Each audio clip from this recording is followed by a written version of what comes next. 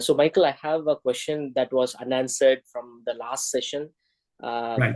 Sridhar asked this question, but it was embedded within another question, so I missed it. So I'm just paraphrasing the question. Yeah. So since Bhagavan's teachings are primarily available in books, for people who have less attention span, or people who are unable to read a lot, how can they understand Bhagavan's teaching is the question. Bhagavan's core teachings are in his own original writings, which are actually very few in numbers. That is, the main prose work that Bhagavan wrote is Nana, which is just 20 paragraphs. Some slightly longer paragraphs, mostly quite short paragraphs. So that's a very brief work. And then the main Upadesha works are Uludunapadu, which is 40 verses, Upadesha Undiya, 30 verses, and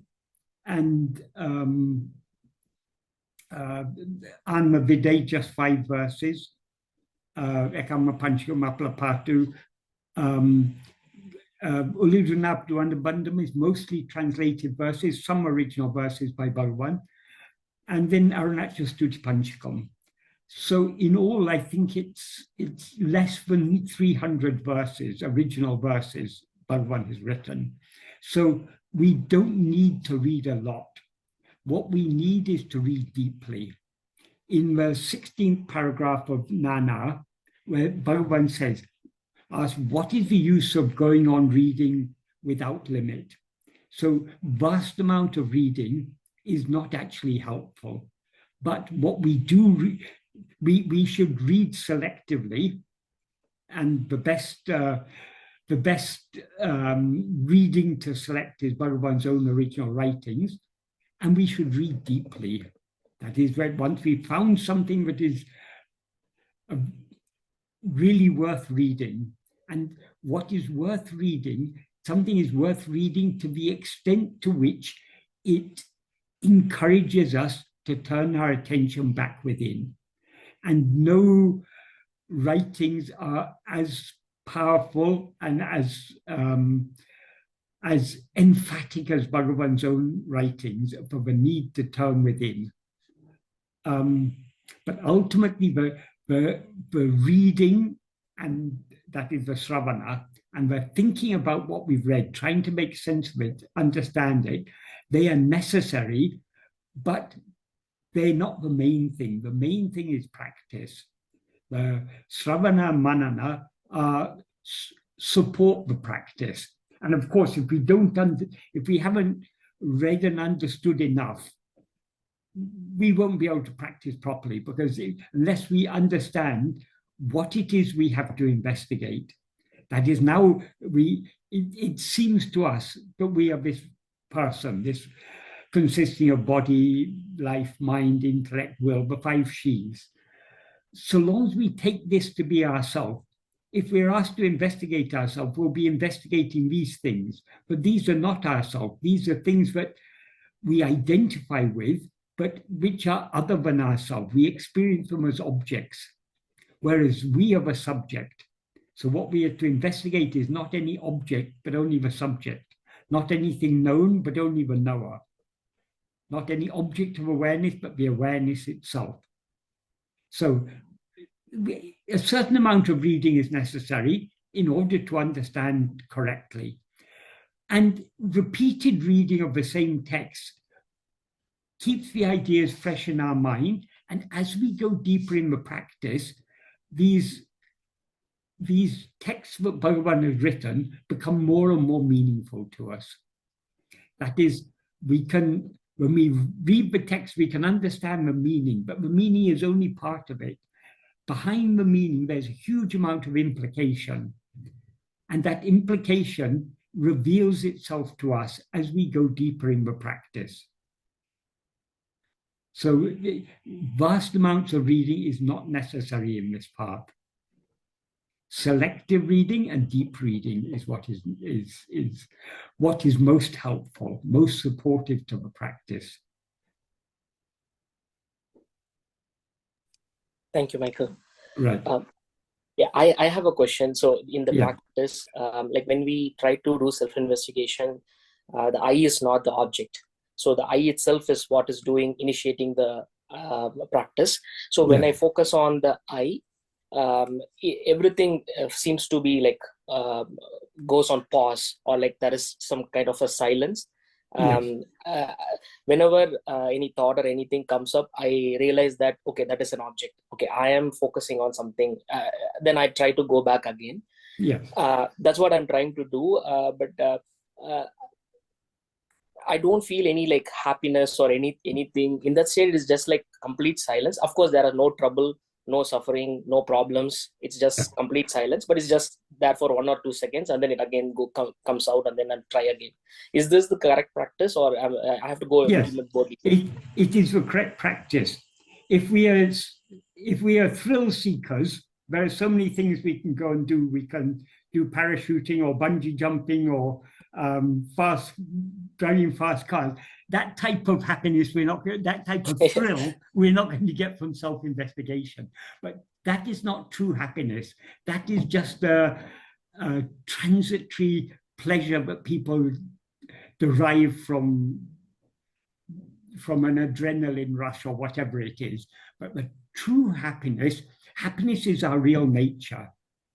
And our real nature is perfect silence. So the absence of any misery is itself happiness. That is, what is natural to us is happiness. Misery is, or dissatisfaction is something unnatural to us. It's only in sleep we don't experience any dissatisfaction or misery or pain or anything, nothing unpleasant. Sleep is a very pleasant state because we're free of everything. We're free of all false identification goes, and we just remain as we are. So it's a very pleasant state. That is the closest we come to the supreme happiness, which is our own real nature. So we shouldn't associate happiness with some sort of thrill or some sort of it's the happiness of absolute peace, of absolute silence. Thank you, Michael. That I is, just want to. if we're living a hectic life, many of us, we have so many commitments and work and all these things. When we come home at the end of the day, we can just sit down quietly for a few moments. Isn't that pleasant? Isn't that so? Always when we return to a state of quietness, of stillness, that is a great pleasure for. I mean, that's a great. We find happiness in peace. Peace and happiness are very closely associated. The happiness we get from activity is a very superficial kind of happiness. The happiness we get from just being at peace, being quiet, being silent is a happiness of a far deeper and more lasting variety. I mean, so it's closer to the real happiness, but is our own real nature. Sure. Thank you, Michael. Yeah. Some days that interest to remain in that state is very high, and some days it's like kind of boring, and I understand that I don't have that much enough bhakti, or like my vasanas are too strong. So just trying, but it is we're all in the same boat. We're all in the same boat, but we have to persevere, because the more we persevere in this practice, the more that love just to be as we actually are will increase. Sure. Thank you, Mike. And you said one very, at the beginning when you were saying it, you were saying something very nice. Before you said about sometimes, right when you started your question, you said when you attend to yourself, you feel very calm, very peaceful. That's a very important point to observe, because if we have some familiarity with the practice, what we will be able to understand from our own experiences, that to the extent to which we attend to ourselves, to that extent do we subside. And when we subside, all mental activity and everything else subsides along with us. So to the extent to which we attend to ourselves, to that extent we subside back into the natural peace, which is the eternal peace, which is our own real nature. Yeah, I'm not too deep so to understand that real state, but I know what is not self-investigation very well. So whenever something comes up, none of us have gone so very deep yet, but even a limited amount of practice, we will, even a limited amount of practice will confirm for us what Bhagavan has taught us, that the nature of ego is to rise, stand, and flourish by attending to things other than itself, but to subside to the extent to which it attends to itself. And if it subsides when we attend to ourselves completely, that is, when we attend to nothing other than ourselves, we subside completely and thereby dissolve back into our own being. And that is the manonasa, the eradication of ego. That is what we are working towards by this, by patient and persistent practice of self-attentiveness. Sure. Thank you, Michael. I think we have one question now. So question is from Suresh. During Nididhyasana, the I current is strong and clear. When I need to attend to worldly responsibilities and phenomena, that I current slowly slips into the background and sometimes disappears. I am trying to pause between activities to bring the I current back to the foreground. My goal is on maintaining awareness of that I current at all times. Any advice for improving my practice? I think what you mean by I current is that underlying current of self-attentiveness.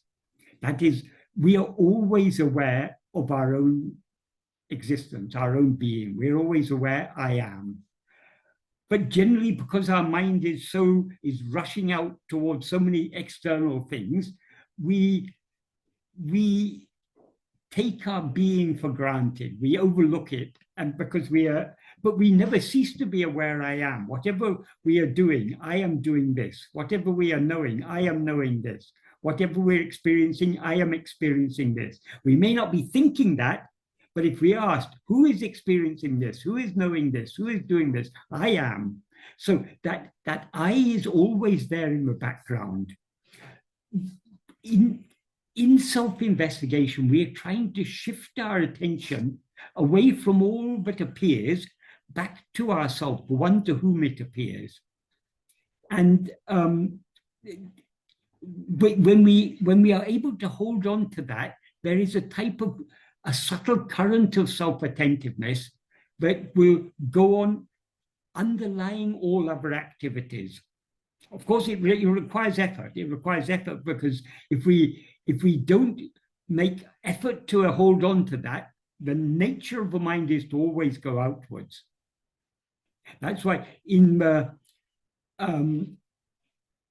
first subsection of the first section of Vichara Sangraham, which is a lot of Vichara Sangraham is not really Bhagavan's teachings, because it was what Gambriyam Sesha brought various English books to Bhagavan, books on yoga and Vedanta and other things.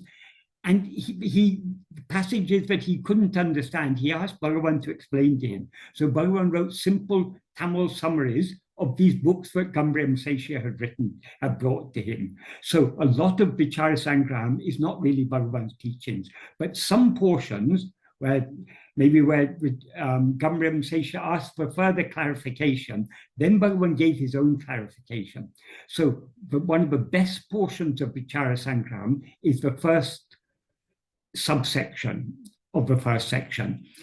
In that, Bhagavan says, but if one investigates what is it that is shining as I, then a kind of spuripu is experienced. Spuripu means a fresh clarity of self-awareness. So, and he says, if we hold on to that without leaving it, it will, just like the flame that catches a piece of camphor, it will continue burning until the camphor is completely consumed. Likewise, if we hold on to this puripu, this clarity of self-awareness,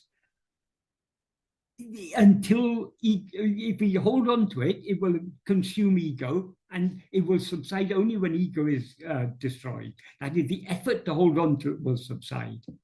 So the effort is necessary. Some people think, oh, if I do self-inquiry long enough, then one day it will become effortless. No, it will never become effortless, because the very nature of ego is to go outwards. So it requires effort to hold on to our own being. Effort will come to an end only when the one who is making the effort, namely ego, comes to an end. Until then, so long as we rise as ego, the effort to hold on to our own being is absolutely necessary. I think with practice, that effort will be a little easier. Like initially, it may seem very hard to go there, but yes, in one sense, it becomes easier in that it becomes clearer what we are to attend to. But as it becomes clearer what we're to attend to, it also becomes clearer how reluctant we are to attend to that. Because attending to our own being is literally putting our head on the chopping block. And until and unless we are willing to surrender ourselves completely, there will always be a resistance. The resistance in the form of our own vasanas. But what are the vasanas? They are our own likes and dislikes. You mentioned about boredom. Sometimes it will seem, oh, this is boring. But what is that? That boredom is just a thought. It's just an idea. Because the mind is restless and wanting to go outwards, when we try to hold it within and it's unwilling to go within, it begins to feel bored. But boredom is something other than ourselves. So long as we're feeling bored, we're not actually attending to ourselves. We feel bored because we want to be free to, I mean, the nature of ego is constantly roaming here and there. And that we have the inclination to roam here and there is so strong. So that is what is to be weakened by self-investigation. And at the same time that we're weakening that inclination to wander here and there, that is the Vishaya vasanas. As the Vishaya vasanas grow weaker, the Sat vasana grows stronger. Because the more we hold on to our being, the more we are thereby strengthening the inclination to hold on to our being. So the love will increase. But another thing, the more the love increases, the more we'll attend to ourselves. The more we attend to ourselves, the more the vasana, that part of ourselves which is not yet willing to surrender itself, will fight back. Like if a tribe of people are, say, hunting a tiger, they don't have anything like modern rifles or things. They only have spears and swords and things. So they are slowly surrounding the tiger, and the tiger has been wounded by so many spears and arrows and whatever. So it's in a very weak condition. But finally, when the tiger is cornered, when it's surrounded on all sides, though it's very weak, it fights back with greater ferocity than ever, because its very life depends on it. Ego is a bit like that. As ego grows weaker, it fights back even more fiercely. So we shouldn't think it's going to become a walk in the park one day. It is a struggle up to the end. We can see that is in Akshram. But what Bhagavan is expressing there is the state of mind of a very advanced spiritual aspirant. And even in that very advanced stage, they're still up against obstacles, and those obstacles are our own vasanas.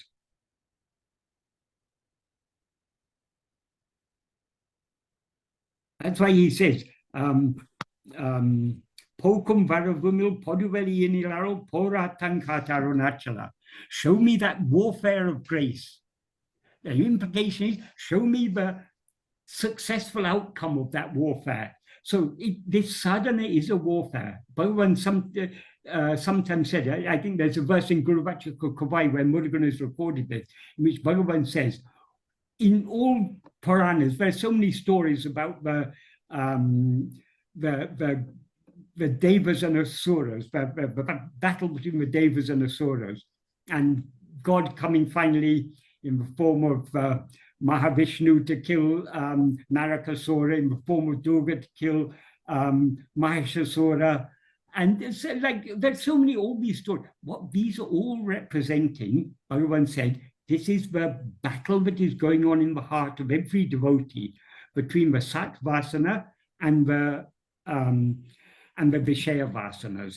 But behind the Satvasana is grace. That is, Satvasana is kindled in our heart only by grace. And so eventually it is grace itself that comes and finishes, brings the warfare to an end. That's what's represented by Mahavishnu coming to kill, that is, before Mahavishnu came to kill Narakasura, Narakasura was troubling all the devas so much. So finally, the Supreme Lord himself has to come and kill. Same with Durga and Mahishasura, same with Rama and Ravana. All these stories, finally it is God himself who has to come. That God himself who comes means our own reality rises from within and swallows this ego. Even say rises from within, that's a metaphorical way of saying it. That is, we have to be consumed by that. That's why Bhagavan says in Uludunapatu, Unadal Khan, becoming food is seeing. That is, we can know and be what we actually are only when we become food to what we actually are. In other words, only when we're completely consumed by our own, when we as ego are completely consumed by ourself as the pure Satchit.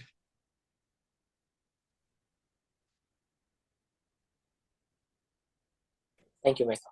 Right. So again, following up on the earlier question on reading, Sridhar has a question. What does Michael recommend as selective reading? A very good place to start is Nana. But as I say, it's not just a matter of reading. We need to read very deeply.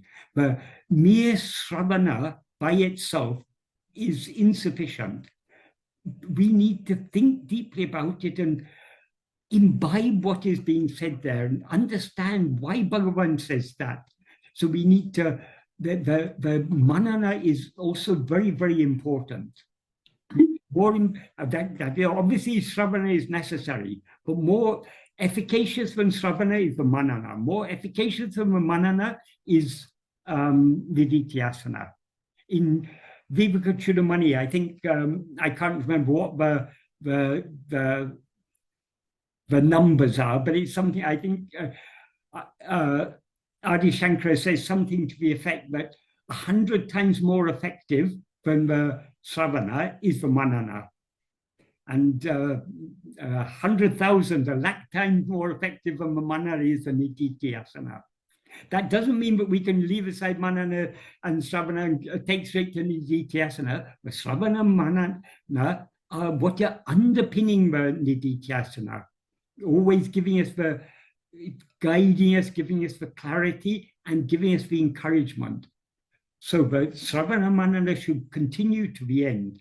But if we want to choose one text, Nana is a very good place to start. But I find it difficult to recommend any of Bhagavan's texts over the other ones because there are things in Uludunapadu but not in Nana.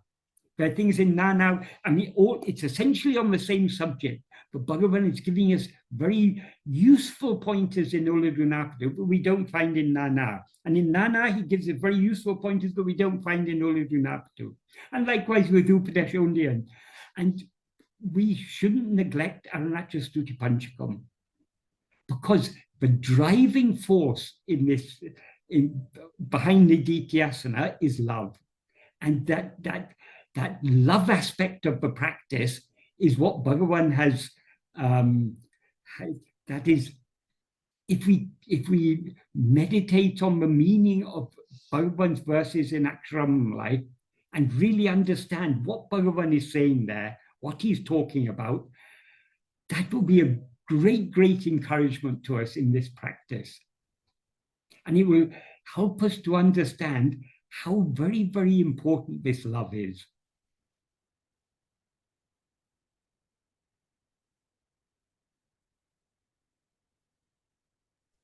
Thank you, Mike. So we have two comments, not questions. So one is from Sai. It is interesting that when such a concentrated attention on Spuripa or Spurana rises, one's breath is also arrested. Many in this satsang have reported this. Yes, but if we notice that the breath has subsided, our attention has already gone away from ourselves, and the breath will thereby resume. So it's only when our attention is so wholly on ourselves, we won't even notice that the breath has subsided. But generally, we are not able to hold on to self-attentiveness deeply for a long duration of time. So we may be able to hold on to it for a few moments, and then our attention weakens. And so then the breathing will again resume. Attention weakens means our hold on self-attentiveness will weaken. Then we have to continue trying again. So persistent efforts are necessary. Thank you, Sadhu Michael. Om often used to say, rather than trying to hold on to self-attentiveness uninterruptedly for a long time, it's better to try and hold on firmly and relax. Hold on firmly and relax. And he gave an analogy. If you've got a pressure scale, and you have to press on it, if you press on the pressure scale, if you try to keep up, if you press hard and try to keep up that pressure, you slowly, the pressure will be, the amount of pressure you can apply will reduce. But if you relax and again press hard, then it'll be a greater pressure, like that with self-attentiveness. So rather than trying to a constant, it's good to hold on to at least a certain degree of self-attentiveness, but that's not very deep. When we want to go deep, it should be a concerted effort. Even if it's only for a few moments, we'll go deeper than if we try to hold on to a more intense degree of self-attentiveness for a long period of time. So a slight degree of self-attentiveness, we should try to hold on to as much as possible. But when we want to go deeper in the self-attentiveness, then the intermittent efforts are most effective. But practically, I do feel that intermittent effort is what is helping. Like if I try to sit and do for like half an hour, 1 hour, it's not working. Only 1 second. We are fooling ourselves. Some people say, I sat for 20 minutes and I didn't have any thoughts. Either they're falling asleep or they don't know what thoughts are. Because the very idea, I sat, the I that thinks I am sitting is the I that is identified with the body. That is a thought. The body is a thought. The sitting is a thought. The 20 minutes of the time is a thought. Everything is a thought. So to say I sat for 20 minutes without any thought shows that we don't understand what we're doing at all. And moreover, the aim of self-investigation is not to be without thoughts. That is the aim in yoga. Yoga's chitta vritti nirodha. So all the yoga practices are aimed at stopping thinking. But Bhagavan pointed out, if you stop every night when we fall asleep, we stop thinking. So the result of chitta vritti nirodha will be Manolaya, not Manonasa. Our aim is Manonasa. So we are not, that is, the chitta vrittis will automatically subside as a byproduct of self-attentiveness. But that is not the aim of self-attentiveness. The aim of self-attentiveness is to know who am I. So Bhagavan says in Nana,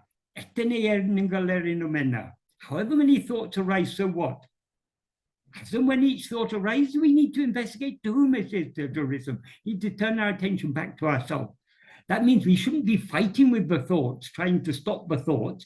We should be using the thoughts to remind us to turn our attention back to ourselves. Because no thought can rise without our being aware. I mean, the thoughts arise in our awareness.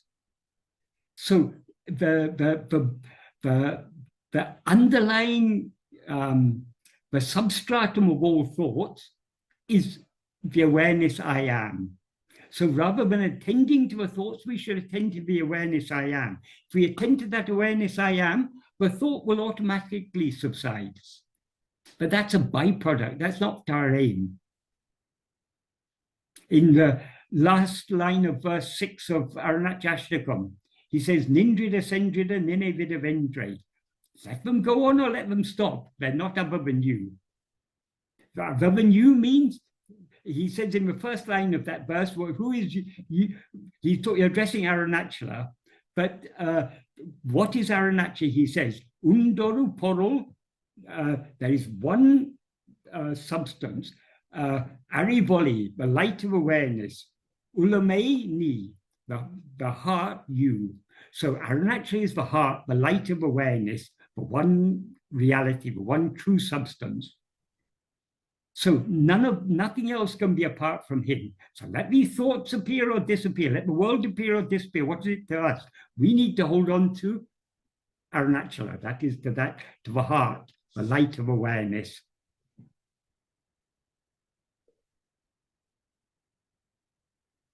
Thank you, Michael. Next is also another comment from Sanjay. I don't have a question, but I have an observation. Michael, you're beginning to look like Leo Tolstoy. I mean that as a compliment. It means that I'm still this body. That is, it can only be the body that looks like Leo Tolstoy. Leo Tolstoy had a beard, this body has a beard. But we need to go beyond all this body identification. That is the whole aim. So whether we look like whoever we look like, it doesn't matter. What we actually are. That's what we need to investigate and find out. So next question is from Shivaraman. Just following up on our dear devotee in our satsang, does self-enquiry comes through effort or only if there is grace of God? Without grace, one would not like to go or self-enquiry. So without grace, we won't be able to do self-enquiry. I think that's the question. Manika Vasaka has said it very clearly. Avanaralale avantalvanangi. That is worshipping his feet only by his grace. So none of this is possible except by grace. But grace and effort are not two different things. The effort to turn within is the fruit of grace. I mean, it's grace that gives us the love to turn within. So it's not a matter of effort or grace. It is grace is manifesting itself in the form of our effort to turn within. Bhagavan often used to say, grace is not something external. It's not something that's going to descend from heaven one day. Grace is ever in our heart. We have to cooperate with it. That grace is always pulling us within. We have to allow ourselves to be pulled within.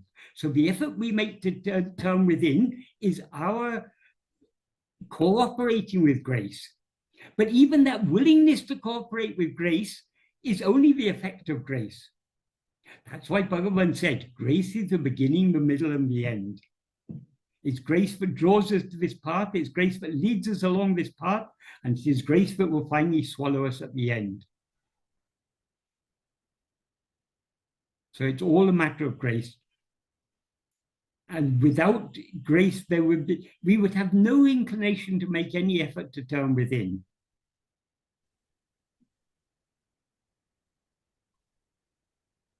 Thank you, Mike. But so long as we are aware of so long as we rise as ego, we're aware of, we seem to be something separate.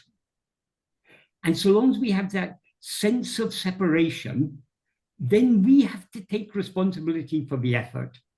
We can't say, oh, let grace do it for me, because grace is doing it for us, but it's doing through us. Our effort is, if we don't make the effort, if we don't make the effort to turn within, we are, as usual, making effort to go outwards. The very nature of ego, from the moment it wakes up in the morning to the moment it goes to sleep at night, from the moment it begins a dream to the end of a dream, ego is constantly making effort to go outwards. So its effort to go within is just to counteract this outward going inclination of ego, to draw ego, allow ego to sink back into the heart, to be drawn back into the heart by grace. Yeah, in the discussion, Michael, we were discussing whether turning towards, like turning within, it comes through effort, and that is not predestined, is what one point of view. Another point of view is everything is predestined, you don't have to do anything, grace will take care of itself. That is, no, the second point of view is completely wrong. What is predestined is prarabdha. Prarabdha is the fruit of our past karmas that are allotted for us to experience in this lifetime. Turning within has nothing to do with prarabdha. Prarabdha may create the favorable circumstances, like according to our prarabdha, we've been drawn to Bhagavan. But having come to Bhagavan, we have to make the effort to turn within. Of course, Bhagavan's grace is doing all the work in the background, but we have to play our part. So we should never think that this has anything to do. What is predestined is only the prarabdha, that's the fruit of our past actions that have been selected by Bhagavan for us to experience in this lifetime. But this jnana can never be the fruit of karma. As Bhagavan says in Upadeshundya, in the second verse of Upadeshundya, Vinayan Vilevu Vilivutru, it ceases. In Sanskrit, he says, Palamasa Swatam. The fruit of action is temporary. That is actions, however good action we do or however bad action we do, it's all finite. So the fruit of that karma can only be finite. So whereas in the jnana is infinite, so it cannot be the fruit of a karma. That is, if you do lots of punya, you go to heaven. If you do lots of papa, you go to hell. And after exhausting your papa or punya, you come back here again. This is all. That is, so long as we rise the ego, karma is going on. We are doing agamya and experiencing the fruit of our past agamya in the form of prarabdha. But this is cutting at the very root of all this. Who is the doer of the agamya? Who is the experiencer of the prarabdha? It is ego. That is what we are investigating. And by investigating this ego, we thereby annihilate it. So this has nothing to do with karma pala or predestination or anything like that. It's only a matter of grace, and grace works through us in the form of our effort. yeah, thank you, Mike.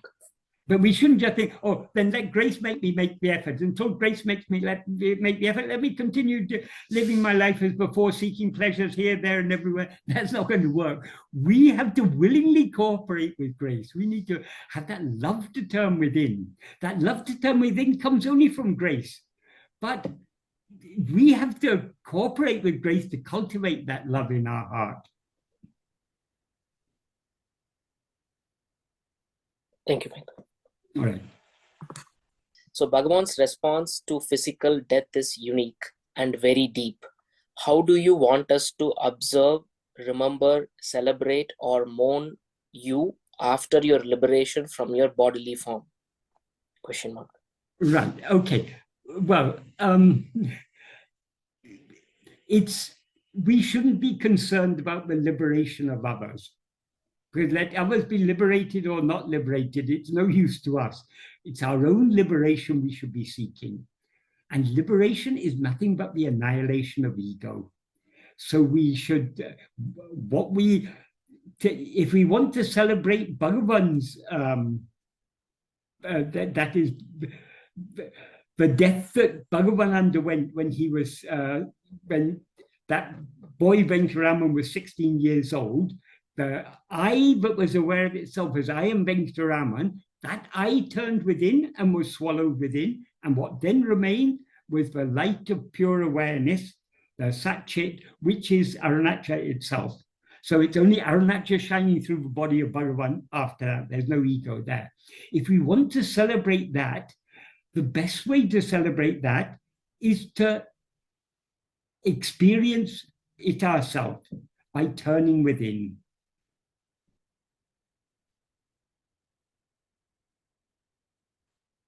As far as bodily death is concerned, it's going to come to all of us sooner or later, and most of us spend most of our life not even thinking about it. There are two reasons why we don't think about it. One is we don't want to think about it. Another is, Bhagavan pointed out a very nice point. He said that however close death may be, if you're, for example, if you're a soldier fighting in a war and you're seeing your friends and comrades dying to the left and right of you, all around you, there's somehow a feeling, I'm not going to die. Even though there may be fear of death, there's somehow a feeling it's not going to happen now. Or even when people are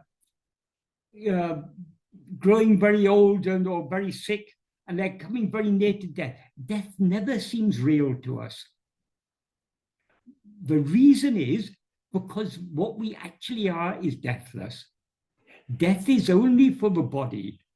Because we identify with the body, we say we're going to die. But even when we identify with the body, there's a deep inner sense that we are something immortal. Because we are immortal. That is, death is for the body. And eventually death will be for the ego. But for the underlying awareness I am, there is no death.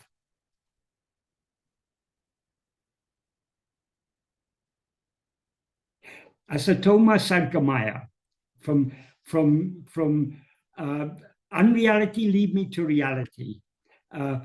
Tamasoma Jyotigamaya, from darkness lead me to light. Mrityuma Amritangamaya, from mortality lead me to immortality. That Sat, that Jyoti, Sat is Sat, Jyoti is Chit, and that immortality, that is the in one of the Upanishads it said Brahman is Satyam Jnanam Anantam. Satyam is the Sat, the Jnanam is the Jyoti, and the immortality, that is the Anantam. So we are, our own being, that this Satchit is ever immortal. And that is what we are seeking. So this spiritual path is a journey from unreality to reality, from darkness to light, from death to immortality. What is real is only the Sat, the Jyoti, the Amritam, the immortality. That's our real nature. That's what we actually are.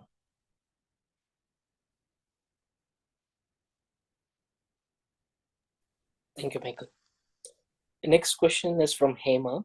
Could you please help elaborate on doership? How do we differentiate between the sense of doership and a decision made duty-bound that concern personal or family situation? Question mark. That is, doership is the very nature of ego. As ego, we identify ourselves with the 5 sheaths. And these 5 sheaths, that is the 3 instruments of action, are body, speech, and mind. these are all parts of the 5 sheaves. So long as we're identified with these 5 sheaves, whatever actions are done by these 5 sheaves are experienced by us as actions done by us. So doership is the very nature of ego. All this duty and obligation, all these things, that all comes afterwards. It's only when we rise as ego that we have duties and obligations and so on. So let all these things go on. We need not concern ourselves with actions of mind, speech, and body. Let those actions go on. What we need to be concerned with is holding on to our being. To the extent to which we hold on to our being, we thereby separate ourselves from this body, speech, and mind, from these 5 sheaves. So we need not be concerned about these things. That is, there are duties and responsibilities for us as a person. But that person is not what we actually are. That person is what we take ourselves to be. So let that person do its duties and responsibilities. Let us hold on to our own being. And all the things, whatever we do, we cannot change what is destined to happen. As Bhagavan made very clear in the note to his mother, Endrum naduvadadu, enmuichikanum naduvadu. What will never happen will not happen in spite of any amount of effort. Nadavadu intadeseinum niladu. What will happen will not stop in spite of any amount of obstacle. Iduve tinnam. This is certain. Ahalin monamai nandru. Therefore, being silent is good. That is, we need not. What Bhagavan has taught us about the law of karma is a very great blessing, because if we understand that correctly, we understand we need not be concerned about this karma, because the actions, whatever actions of mind, speech, and body need to be done in order for our prarabdha to be unfolded, as he says in the first sentence, avarava prarabdha prakaram adakanavan angangirindu atvipan. That is, in accordance with the prarabdha of each one, adakanavan, he who is for that means Bhagavan, God, Guru, angangirindu, being there, being in every place, implying being in the heart of each one of us, atvipan, he will make us, well, atvipan literally means he'll cause us to dance. That means he'll make us act. So whatever actions we need to do, well, whatever actions of body, speech, and mind need to be done,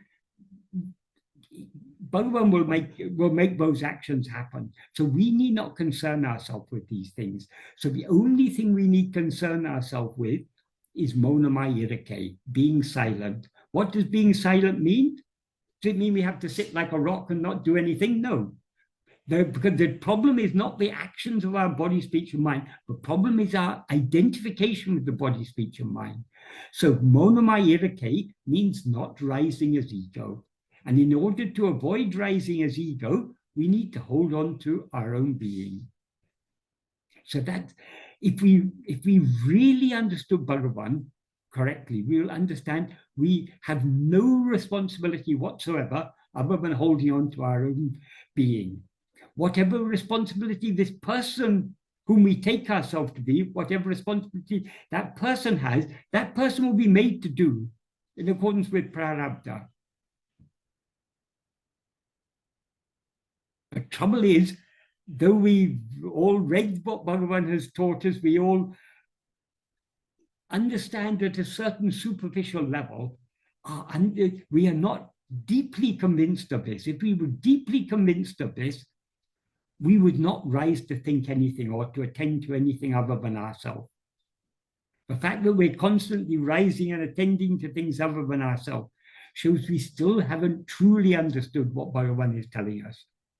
We're still seeking happiness in things outside ourselves, things other than ourselves.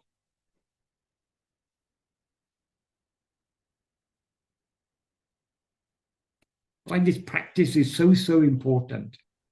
Because it's only by practice that we can really get the clarity to understand fully and to be fully convinced by what Bhagavan has said. Convinced to such an extent that we don't rise to make any effort to do anything whatsoever. So long as we rise, we need to make the effort to turn within. But eventually we need to, the aim of making the effort to turn within is to avoid rising as ego. If we don't rise as ego, no effort is necessary. No effort is possible, because effort is only for ego. The nature of ego is to constantly make effort to go outwards. So to counteract that ego nature, we need to make effort to go within. And by making that effort to go within, we merge back into our source, into a state where effort is, there's no such thing as effort at all. And there's no one to make any effort. There's only Anadi, Ananta, Akhanda, Satchidananda. Beginningless, endless, infinite, unbroken, undivided, Satchidananda. That is what we actually are. And we will experience that, as Bhagavan says in verse 28 of Upadeshundya, if one knows what the nature of oneself is, then Anadi, Ananta, Akhanda, Satchidananda.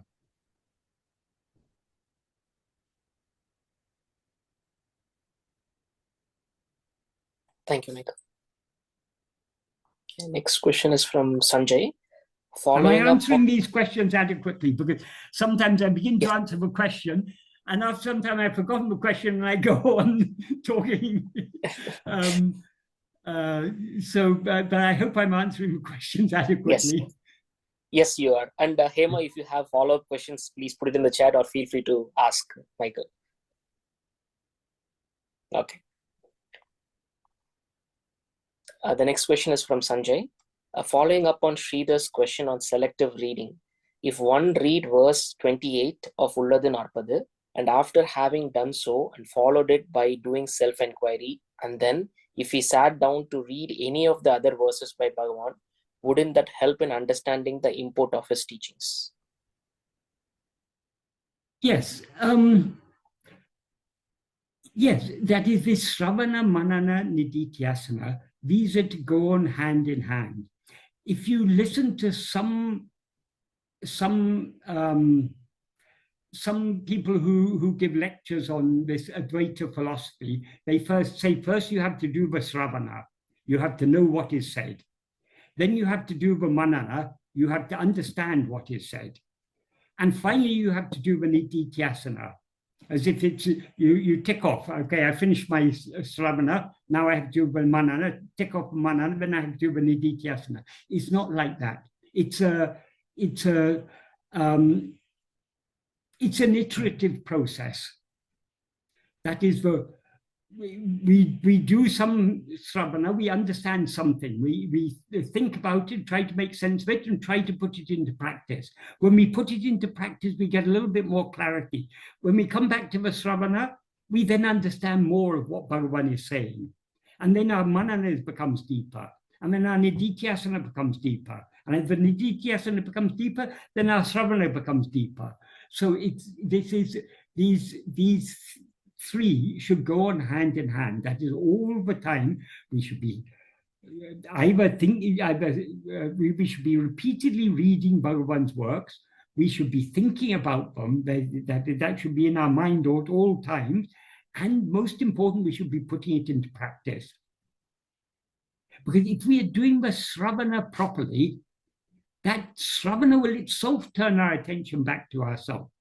If we do the Manana, even more powerfully, it will turn our attention back to ourselves. So this Shravana, Manana, Nididhyasana, though we talk of it as three things, I mean, there are three distinct things, but there's no clear, the boundaries between Shravana and Manana, and between Manana and Nididhyasana, even between Shravana and Nididhyasana, the boundaries are very blurred. If we're doing the Shravana properly, that should itself turn our attention back within, which is the Nididhyasana. If we're doing the Manana, it should even more deeply turn our attention within.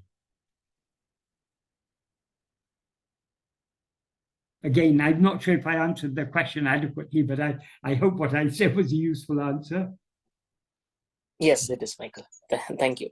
The next question is from Sai. Yoga Chitta Vritti Nirodhaga, says Patanjali. It seems Ramana Maharishi's message is Jnana Aham Vritti Nirodha. Jnanam Aham Vritti.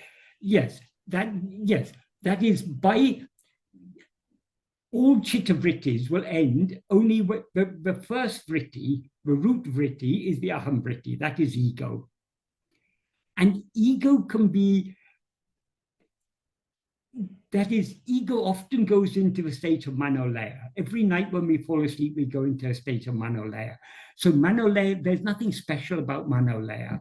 It is, it's just a, it's something that inevitably happens during the life of the ego, but because when we rise as ego, it takes effort to rise as ego, to project this world, to identify body as I, and to do all these things. It takes effort. So we get tired and we fall asleep. So yoga is trying to bring about that the cessation of chitta vrittis that happens in sleep. That is, when we fall asleep, the aham vritti is too tired to continue working, so it subsides. When the aham vritti subsides, all other vrittis subside.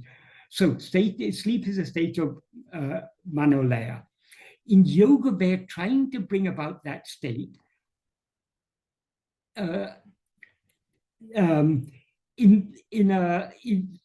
deliberately, in order to remain in that state for longer. And that when you stay in that state, it's called, they call it nirvikalpa samadhi, but it's really essentially no different to sleep.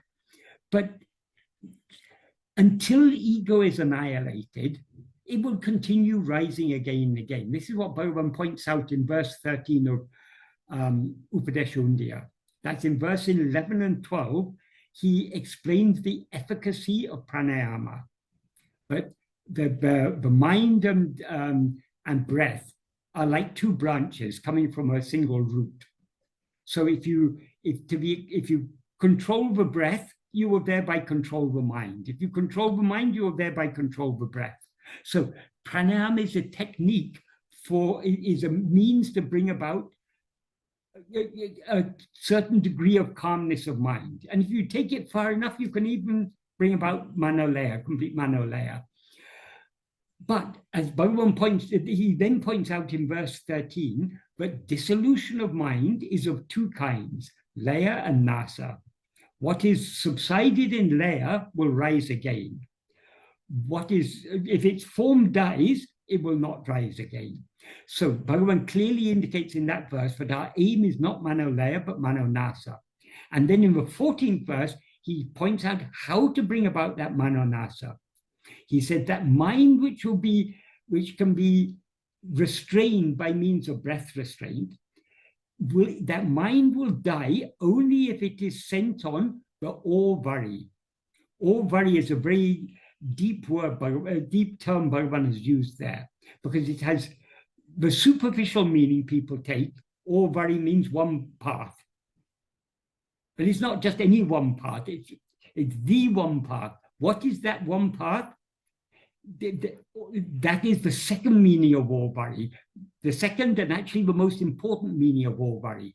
Because all means not only one, it's also the verb or, which means to investigate or know. So often Bhagavan uses the root of a verb in place of an adjectival participle. So all-vari means aurum-vari. Aurum-vari is the investigating or knowing path. In other words, a path of self-investigation.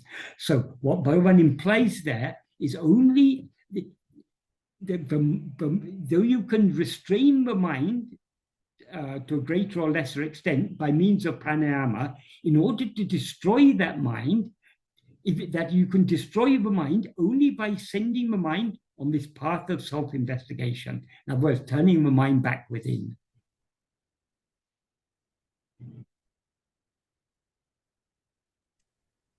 Thank you.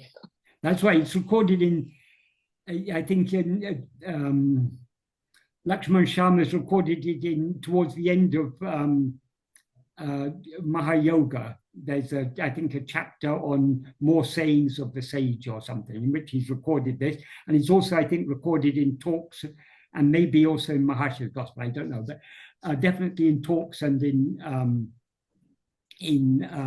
Mahayoga it's there. It's recorded, but Bhagavan said, yoga teaches chitta vritti nirodha. That is not practical.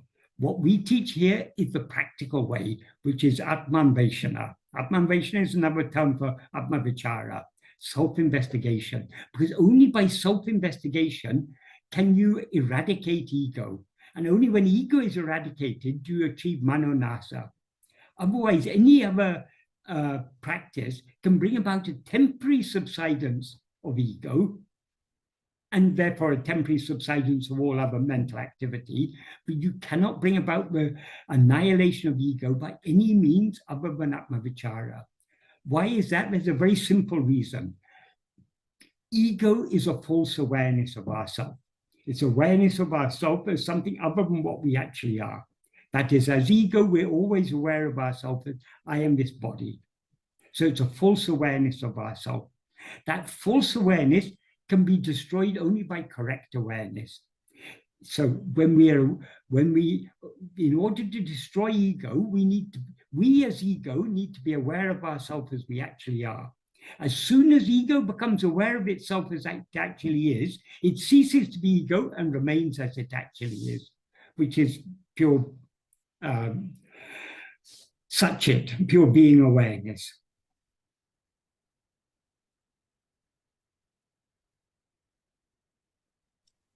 Thank you, Michael. And another thing, chapter 6 of the Bhagavad Gita is the chapter in which Krishna is talking mainly about the path of yoga. But he doesn't just talk about, he's not limiting himself to Patanjali's yoga. He talks a lot about what Patanjali talks about the various things, but he also emphasizes there the practice of Atma-vichara in verses 25 and 26. In 25, chapter 6, verse 25, he says, Sane sane rup uparamet. I can't remember the first half of the verse, but the second half of Atma samstam mana kritva na kinchi tape chintayet. That fix the mind in self, in Atman, fix the mind in yourself, do not think of anything else. That's exactly what Bhagavan describes in Nana when he defines what Atma-vichara is. Sadakalamum manate atma-vil vetirupatikutan Atma-vicharam entrupaya. Keeping the mind fixed in oneself alone is Atma-vichara. Always keeping the mind fixed in oneself. So what Krishna is clearly pointing out there is what Bhagavan is pointing out in Upadesha Undya, but he's saying it in a slightly different way. But this yoga has to come to this Atma-vichara. Yoga is incomplete by itself without Atma-vichara. Patanjali doesn't mention Atma-vichara, but Krishna clearly mentions Atma-vichara in that and also in the next verse. In the next verse he says, wherever the mind wanders, it's necessary to bring it back and to fix it in oneself. And those two verses Bhagavan has translated as part of Bhagavad Gita Saram. So it's very, very clear that is that the yoga that Krishna teaches in the Bhagavad Gita, or the Patanjali style yoga that he teaches, is a Vedanticized form of yoga. That is what Patanjali fails to mention explicitly, which is Atma-vichara, Krishna mentions explicitly there. So in a way, what Bhagavan has written in verses 11 to 14 of Upadesha Undya is a summary of chapter 6 of Bhagavad Gita. He comes to exactly the same the implication is exactly the same, but eventually we have to fix our mind in ourselves and not think of anything else whatsoever. Thank you, think in Tamil, Bhagavan translated that as Anmavils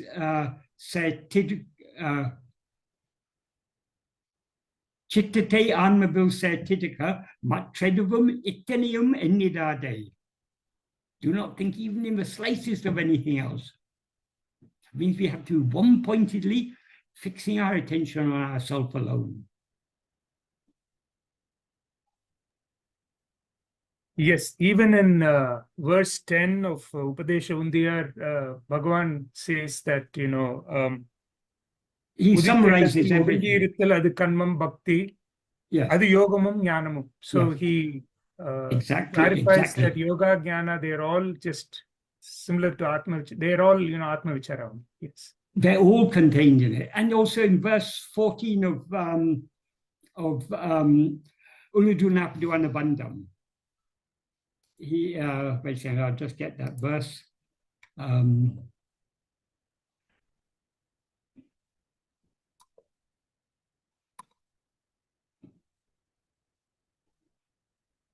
Same idea. But it's in a more elaborate way. He gives it in verse 14. Vinayam vibhakti viyogam ajnanam inayave yaku endru eindidale vinay bhakti yogam unavu. Eindida nan indri ave endrum il tanaha manale unmayam. What that means is investigating for whom are such like karma, vibhakti, viyoga, and ajnana. Their karma means karmiya karma. We can any karma we can take it. Vibhakti is used here in the sense of lack of devotion. The yoga separation, ajnana ignorance. So investigating to whom are all these defects is itself karma, bhakti, yoga, jnana. When one investigates without I, they never exist. That means all this karma, vibhakti, viyoga, and ajnana cannot exist without I. So if we investigate for whom all these things are, they are for I. When we turn our attention back to I, that means ego. Ego subsides, and all these karma, vibhakti, viyoga, and ajnana cease to exist. And then he ends by saying, Tanaha manale unmayam. Only being permanently as oneself is what is true.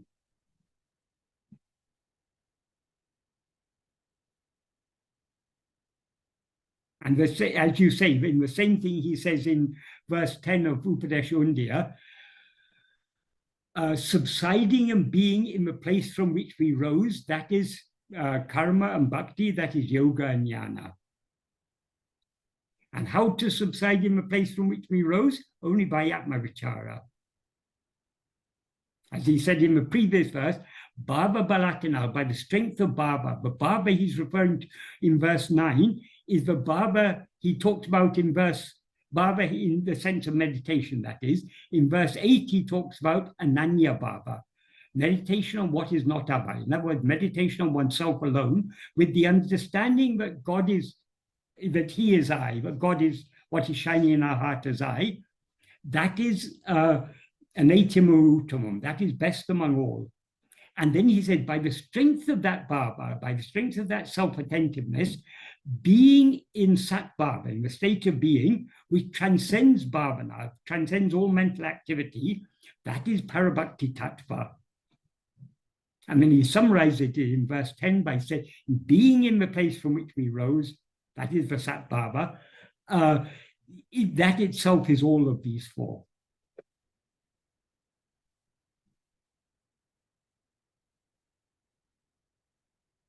So we are so fortunate to have come to Bhagavan. Because if we understand Bhagavan correctly, nothing else is necessary.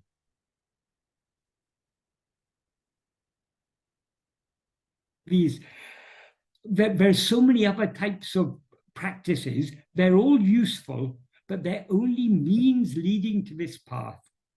So once we've been drawn to this path of self-investigation and self-surrender taught by Bhagavan, all other practices, well, we've achieved the benefit of all other practices, because the benefit we can achieve from all other practices is eventually we'll get the clarity of mind to be drawn to this path, the purity of mind to be drawn to this path.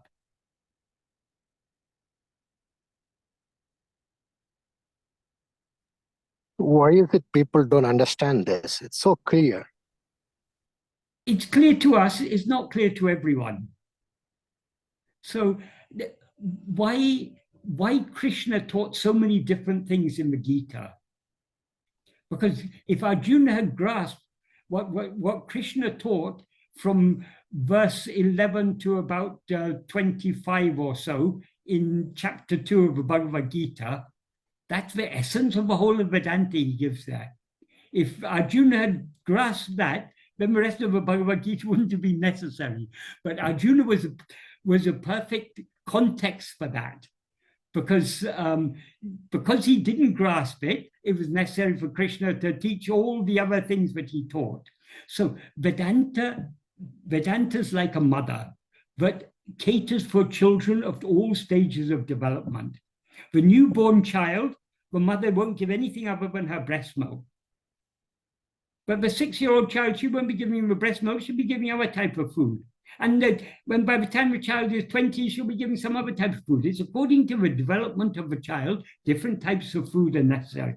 Likewise, Vedanta is our mother. It is catering for us at all stages of spiritual development. That's why we see so many different interpretations of Vedanta. And in the Prasthanatraya, in the Upanishads, the Brahma Sutra and the Bhagavad Gita, there's plenty to support all these different interpretations of Vedanta.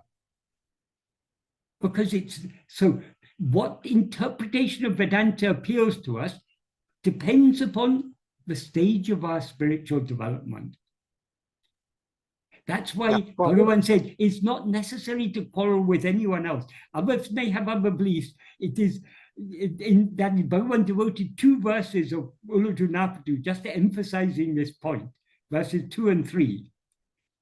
We shouldn't engage, we don't have to engage in arguments of the world is real, no, it's unreal, all these, or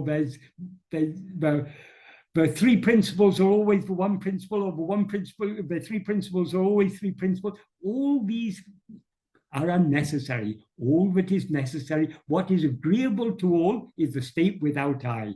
So let us just follow this path, know ourselves, and subside back within. So all these different, there's so many different understandings of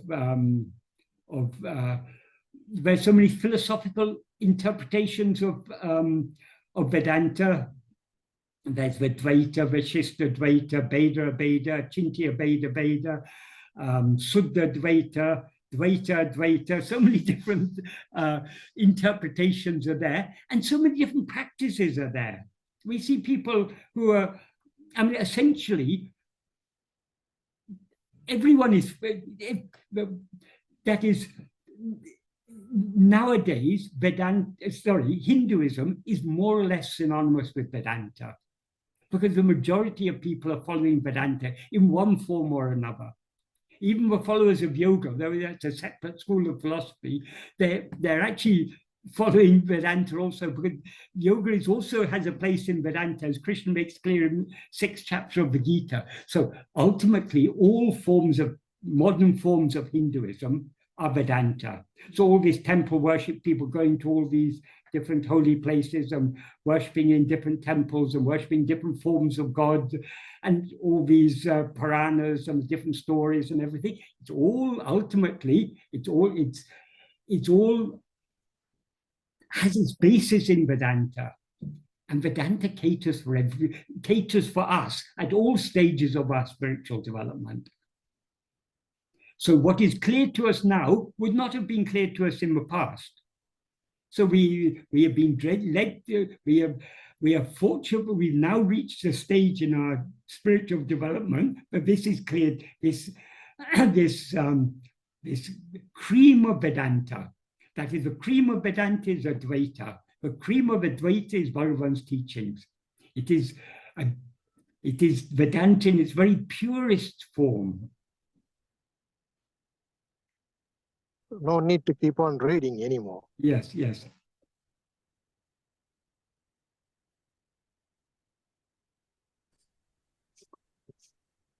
And many of the other Vedantins, the non-Advaitins, they think Advaita is a very dry path. There's no room for bhakti in Advaita. Bhagavan has made it very, very clear. Bhakti is the very heart of Advaita. And Advaita is the flowering of bhakti. As he said, bhakti is the mother of jnana. There can be no jnana without bhakti.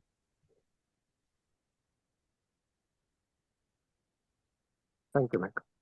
Because without love, we will never be willing to surrender ourselves. And Advaita is the path of complete surrender, which is the cream of bhakti, I mean, the pinnacle of bhakti. So we may not go in the streets dancing and singing and everything, but that is not the only form of bhakti. I mean, it's good big people do that. It's good. It's all appropriate at a certain stage, but this is a far deeper and more refined form of bhakti. Yeah, I've heard a story that Bhagavan explains this to some devotee. I forgot who it was. Like, he came from train and then he took some other transportation. Once he came to the station, the train is not necessary anymore. For some people, that is necessary because they cannot walk. Yeah. Exactly.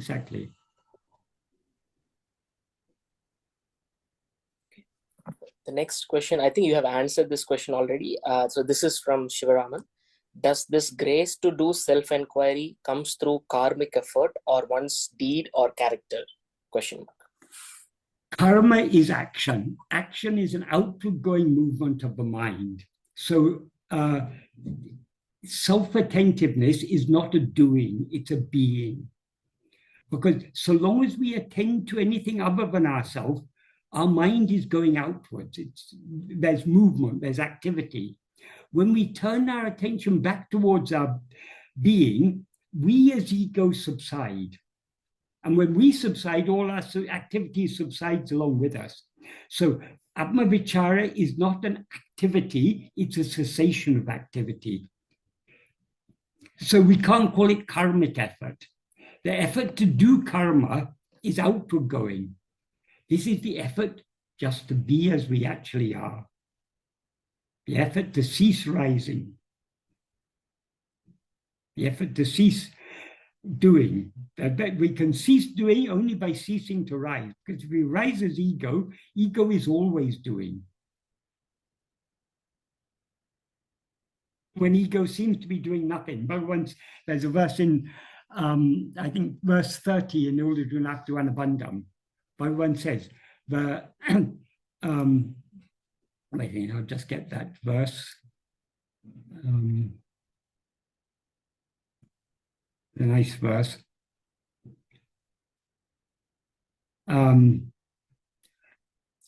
Like those who hear a story, the mind going far away, the mind in which vasanas have been erased is actually not doing, even though doing. The mind that those vasanas soak is actually doing, even though not doing. And he gives an analogy, even though movement has ceased here, in dream, climbing a hill, one falls in a pit. So long as there are vasanas in the mind, we are always doing. Even if we're sitting with our eyes closed in meditation, seeming to be doing nothing, we're still doing because the vasanas are still active. But when the vasanas are erased, whatever the jnani may seem to be doing, he or she is not actually doing anything. Because the jnani is nothing other than pure being. It's only in the view of the onlooker who sees the jnani as a person, as a body and mind, that the jnani seems to be active.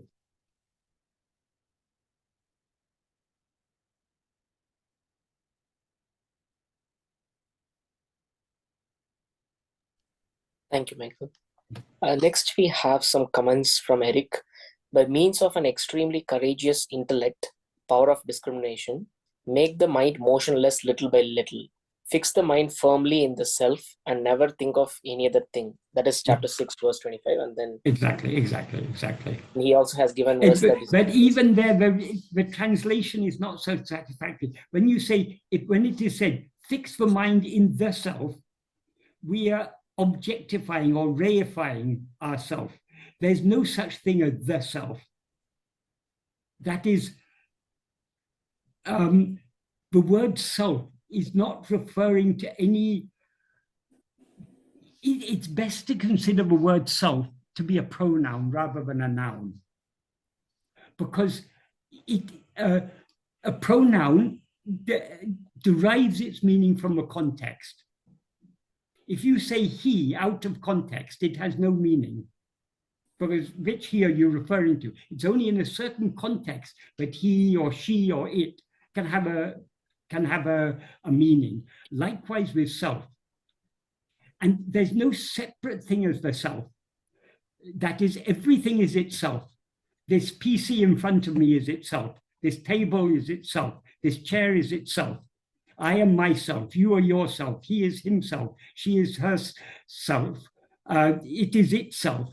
So the self is not a separate thing. Self is just a term that refers to, well, it's a pronoun. It depends on the context.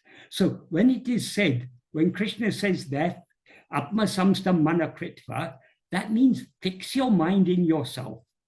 When Bhagavan says, Sada kalmam manate atma vilve tirupatikutan, Atma-vichara mendrupaya, that means keeping the mind fixed on, always keeping the mind fixed on oneself is Atma-vichara. Because if we think of Atma as referring to the self, then it's something, we never refer to ourselves as the self. We say I, me, myself.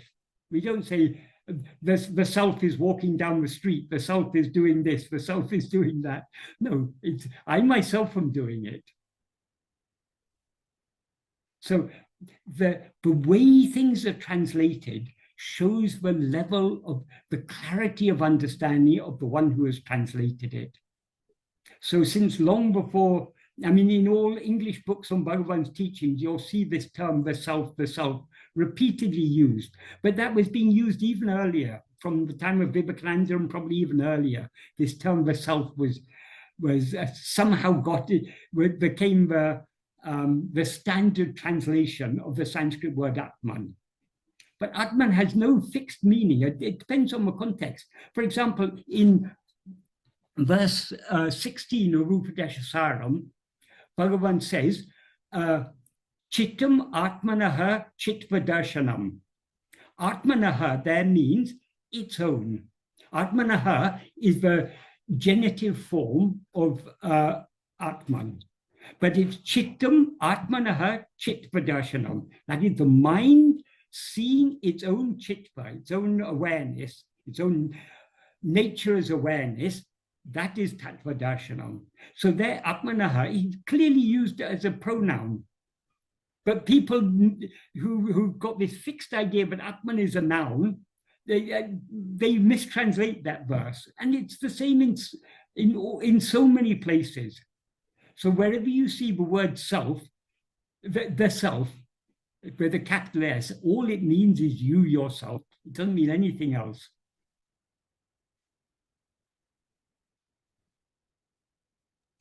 Thank you, Michael. If the self was something other than ourself, then it's something that we always know ourselves, but we don't know the self because it's something other than ourselves. But we don't have to know the self. All we have to know is to know ourselves. Even now we know ourselves. The problem is, instead of knowing ourselves as we actually are, we know ourselves as something else. We know ourselves as this person, this body. So all we need to do is to remove this false identification And what then remains is we ourselves alone.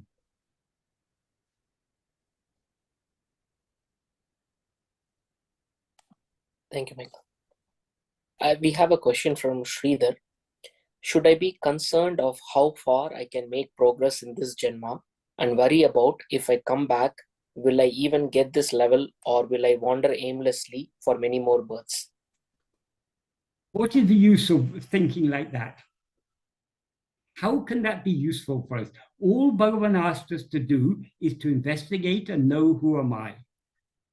If we know who we are, there's no coming and going, no liberation to be attained or bondage to be escaped from or anything. All this bondage and liberation are only for ego. So long as there's ego, we seem to be in bondage, and therefore we're seeking something called liberation. But that liberation, if that liberation is something other than ourselves, we'll gain it and we'll lose it. But we're not seeking anything other than ourselves. That's why the only thing we should be concerned about is to know here and now, who am I? We may not, because of the strength of our vasanas and our consequent lack of willingness to surrender ourselves, we may not know ourselves here and now, but that is what we should be aiming for.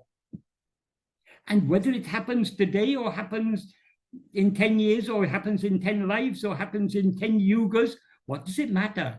We are on the right path. If you once you know you're on the correct road, all you have to do is continue following that road.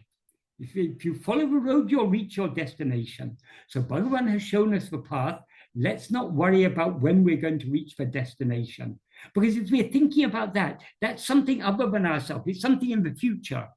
But who am I here and now? That is what our attention should be on. So all these are unnecessary distractions, thinking about, will I attain liberation? Will I have to take another birth? Why do we're concerning ourselves with things that should not concern us? If we had to take 10 more births, so what? All we pray for is ever increasing love for Bhagavan. And that love for Bhagavan means love to attend to ourselves, because Bhagavan is what is always shining in our heart as I. So let him put us in heaven or hell or where it is, doesn't matter. He is ever shining in our heart as I. We should always be trying to hold on to his feet in our heart.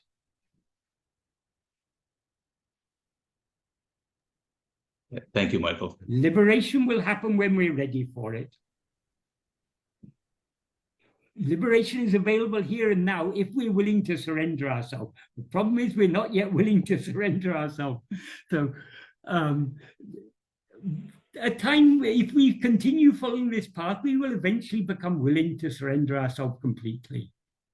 That's all there is to it. It's so simple, and we unnecessarily complicate it with so many unnecessary thoughts. The only thing we should fix our attention on is ourself. Atma-samsta-mana kritva na kinchitapi chintayat. The whole of Bhagavan's teachings are summarized in most simple one line or 2 lines or whatever it is of the half verse of Bhagavad Gita. Krishna said it all. But though he said it, everyone overlooks it. So Krishna came again in the form of Bhagavan to emphasize this point.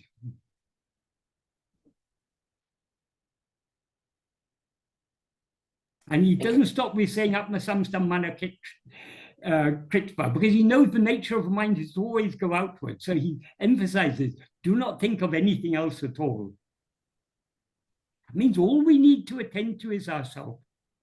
Let's not worry about however many more births we have to take, so what? So long as we are making the effort to attend to ourselves, that's all that matters.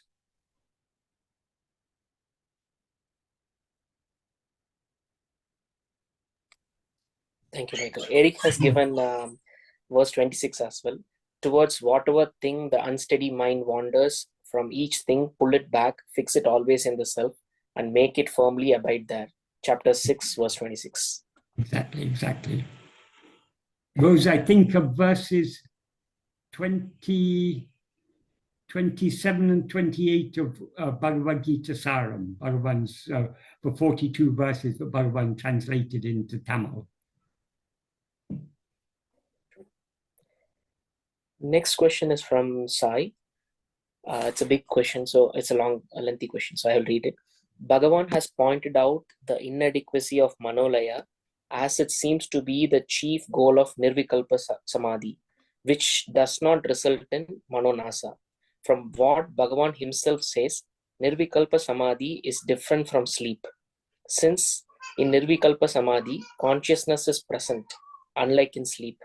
However, it seems that Manolaya does occur sometimes naturally in waking when the mind subsides. One would think this is important, as it is a threshold state to Manonasa, and also shows that ego is transitory as it subsides in Manolaya. In short, we should not brush aside Manolaya is in waking as useless. Sorry for the long post. There's no such thing as Manolaya in waking, because if we're in Manolaya, we're not awake. Manolaya is a state of complete dissolution of mind. So there's no such thing as Manolaya in waking.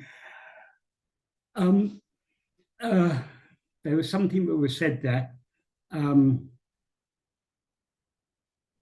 Sorry, there was one thing that was said there, but I wanted to point out was not. Oh, yes.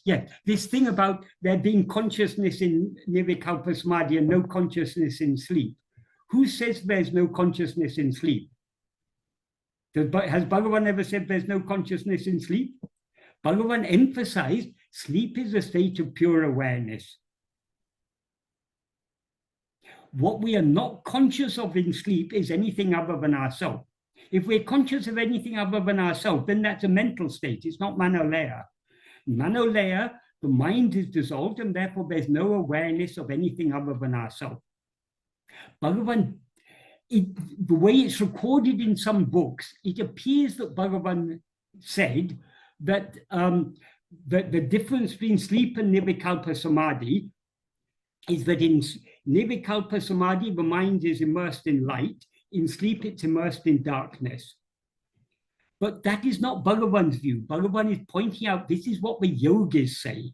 The yogis draw this distinction between sleep and Nirvikalpa Samadhi because the yogis go into Nirvikalpa Samadhi deliberately.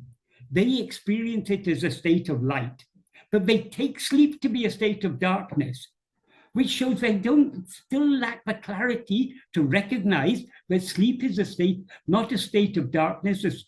Sleep is a state of light, a state of pure awareness. So it's sometimes when Bhagavan explains things, they're not correctly recorded. So it is not Bhagavan's view, but there's a difference between sleep and Nirvikalpa Samadhi. How can there be any difference in a state where there's no mind? All differences exist only in the mind. So in the absence of the mind, when the mind is dissolved, all differences are dissolved along with it. So there cannot be any difference between sleep and Nirvikalpa Samadhi. Truly speaking, there's no difference between Nirvikalpa sleep, Nirvikalpa Samadhi, and Turiya. They're all one and the same state. The only difference is that we come out of sleep, we come out of Nirvikalpa Samadhi. So it's only from the perspective of ego in waking and dream that sleep and Nirvikalpa Samadhi seem to be states of Manolaya. They're temporary states because we've come out of them. But if we know what we actually are, we will know that we have eternally been asleep. That is, asleep means we've never been aware of this world because we've never risen as ego. That is the state that is that's why Turiya is sometimes described as Jagrat Sushupti, Nanavu Tuyil, waking sleep.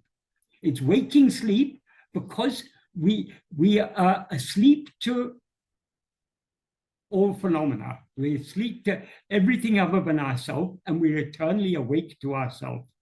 In other words, we're aware of nothing other than ourself. That is the state of Turiya. That is also the state of sleep and Nirvikalpa Samadhi. But from the perspective of ego and waking and dream, we seem to have come out of sleep. We seem to have come out of Nirvikalpa Samadhi. The yogis can talk about Nirvikalpa Samadhi only when they come out of it. So whatever they tell us about Nirvikalpa Samadhi is when they come out of it. So Bhagavan made it very clear to illustrate the uselessness of the lack of spiritual value in Nirvikalpa or in any state of Manolaya. Bhagavan used to tell the story of a yogi who was very adept at going into Nirvikalpa Samadhi. He was a very advanced practitioner of Patanjali's type of yoga. He was living on the banks of the Ganga. And he spent a long time he would often be going into Nirvikalpa Samadhi and staying in Nirvikalpa Samadhi for prolonged periods of time. So the villagers from a nearby village had very great reverence for him. He's a great sage. He's always sitting there in Samadhi. So he was very much revered in the surroundings. And he had a disciple.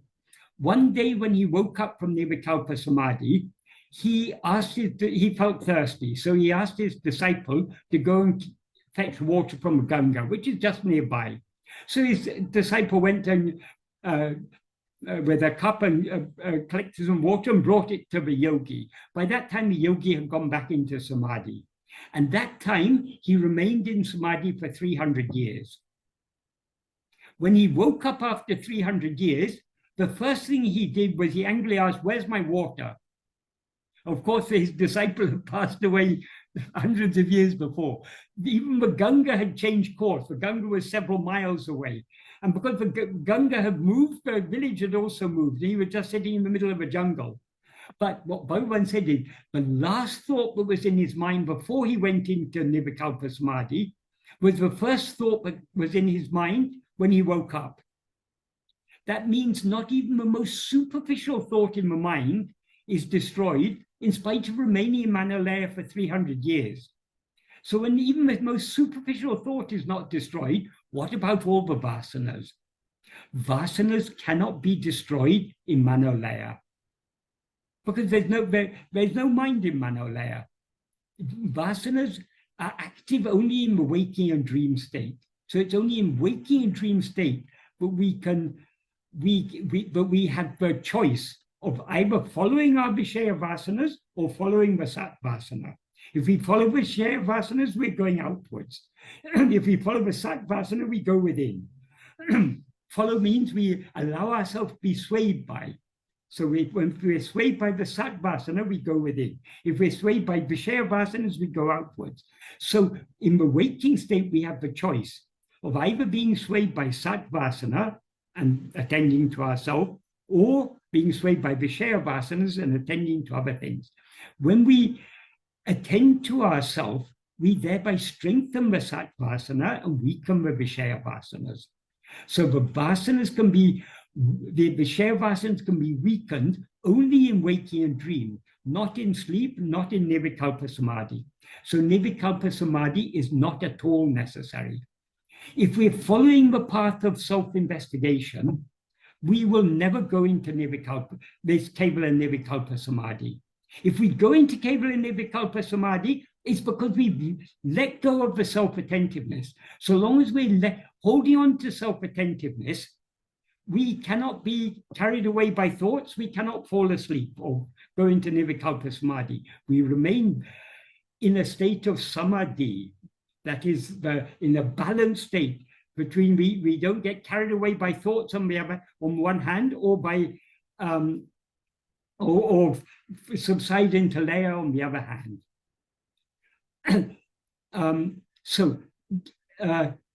Atma-vichara cannot bring about Manolaya. Manolaya may happen when we're practicing self-investigation, but that's only because we let go of the self-attentiveness. So long as we hold on to self-attentiveness, we cannot subside in Manolaya. Of course, we cannot hold on to self-attentiveness all the time. Even if we try, we'll get too tired and we'll fall asleep sooner or later. But falling asleep is letting go of it. We can't say that results from the self-attentiveness. It's because we let go of the self-attentiveness, but we fall asleep. So if we experience nirvikalpa samadhi as a result of self-attentiveness, it's not as a result. If we experience it while practicing self-attentiveness, it's only because we've let go of the self-attentiveness. But usually if we let go of self-attentive, one of two things will happen. Either we'll get carried away by thoughts or we fall asleep. Because nirvikalpa samadhi is a type of sleep that is brought about artificially, not by tiredness, but by certain yoga practices, particularly pranayama. Pranayama is the principal means to bring about chitta-vritti nirodha. Because if you try to stop thinking by any other means, apart from self-attentiveness, your very effort to stop thinking is itself a mental activity. So the trick used in yoga to bring about the cessation of the principal means by which they bring about cessation of the chitta-vrittis is pranayama. Because by restraining the breath, you thereby restrain the activity of the mind. And eventually, if you sufficiently adept in the practice of pranayama, you will be able to go into nirvikalpa samadhi. But that is of no spiritual value at all. That's why Bhagavan told that story of the yogi on the banks of the Ganga. It was for that purpose and that purpose alone, to illustrate that it's a dead-end street. You're not achieving anything. It may be very pleasant to remain 300 years in nirvikalpa samadhi. Who wouldn't like to sleep for 300 years? It'd be very pleasant when you were free of this waking state. But sooner or later, because it's not manonasa, sooner or later it will rise again. That's why Bhagavan said, where he placed that verse 13, it's very opposite. After talking about pranayama in verses 11 and 12, in the next verse he talks about the distinction between laya and nasa. What should we infer from that?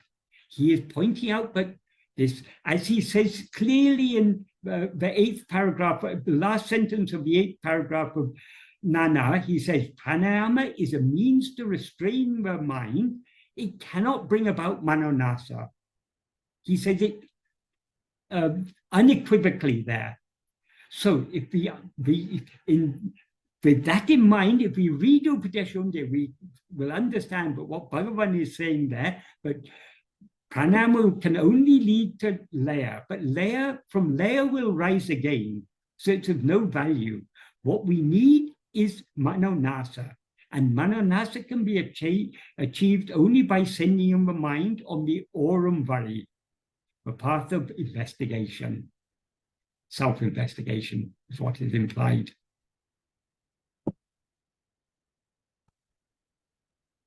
Thank you, Michael. Right. Yeah, I'm a little bit not sure. I would say that self-attentiveness, where mind and ego have been held in abeyance while practicing vichara, also is Manolaya. And in that, so long as we're holding on to self-attentiveness, it is a state. It's not Manolaya.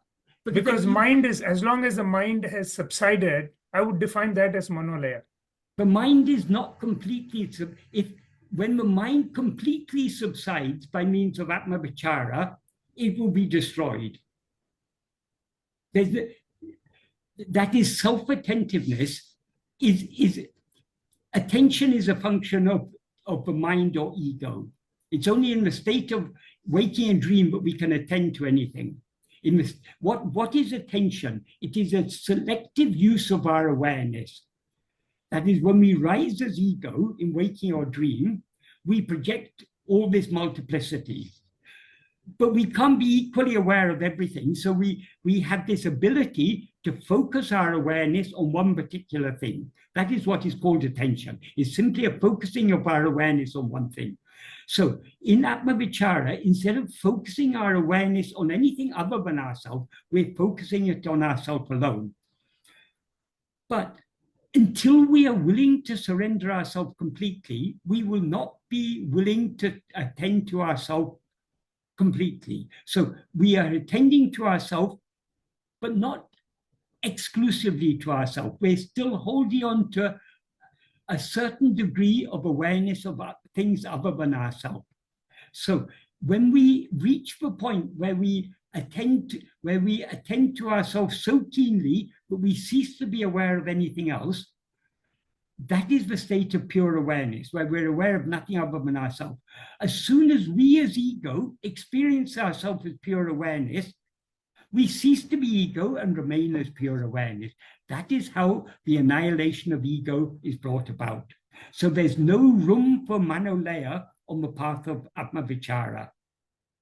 That doesn't mean that we may not sometimes fall asleep while practicing Atma-vichara, but we fall asleep because we've let go of the self-attentiveness.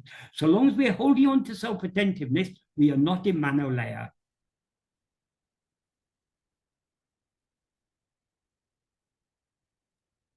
Even in sleep, sometimes it continues. Bhagavan is so clear. If we read Bhagavan and understand him correctly, he's so clear on this. And why did he tell this story of, Bhagavan so many times told the story of this yogi on the banks of Ganga. I've never heard this story from anywhere, any source other than Bhagavan. But why Bhagavan emphasized this so much? We should think for ourselves and understand that this story is a very significant story. And the import of the story is that however long we remain in Nirvikalpa Samadhi or any state of Manolaya, we do not weaken any of the vasanas. Coma is also a state of Manolaya. Some people after an accident or after a stroke or something, they may remain in coma for 10, 20, 30, 40 years. But if they eventually come out of that coma, they're still the same person. They don't lose vasanas by remaining 40 years in coma. Then why should you lose any vasanas by remaining 40 years in Nirvikalpa Samadhi? It's no different. It's a state of dissolution of mind.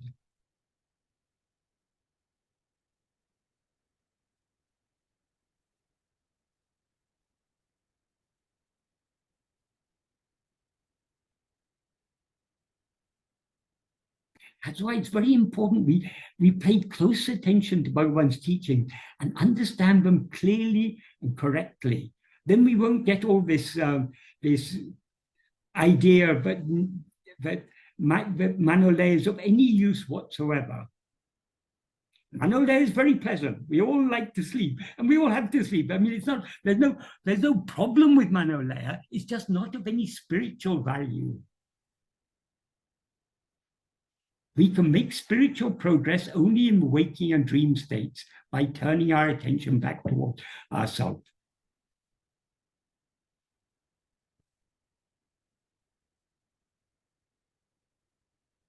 Yeah, I think it's a question of terminology. I think it's not a question of terminology, it's a question of clarity of understanding. If we understand Bhagavan's teachings clearly, understand what he's saying, and that clarity doesn't come just from reading the books. Reading is necessary, but we need to also put it into practice. If we put it into practice, only to the extent to which we put Bhagavan's teachings into practice, will we understand will we get a deep understanding of what he's talking about.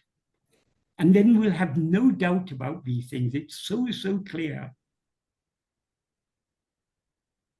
Yeah, I do understand his criticism of Nirvikalpa Samadhi.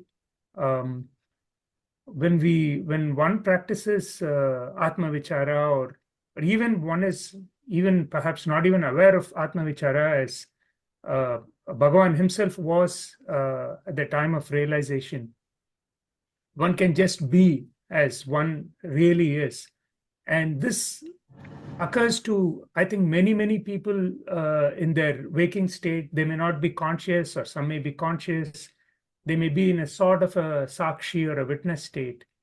And then again, the ego will arise after some time because of vasanas, and they get involved in their usual stuff. And again, at other times, when they are absorbed in something, the mind might have subsided, the ego would have subsided. And one can term these as witness state, or that is also, I would say Manolaya is a broader definition. You're giving a very, very, I would say, a much narrower definition for Manolaya. One can have a broader definition for Manolaya. I understand the Nirvikalpa Samadhi part correctly. I agree with you. But Manolaya, I think, is a much broader thing, could be a broader thing. And it can encompass states like a witness state. And there, I think you are in a highly, spiritual, like many saints were in kind of Manolaya. They might not have become Gyanis, but it is a very, I would say, exalted state of, calm mind with ego subsided and so on.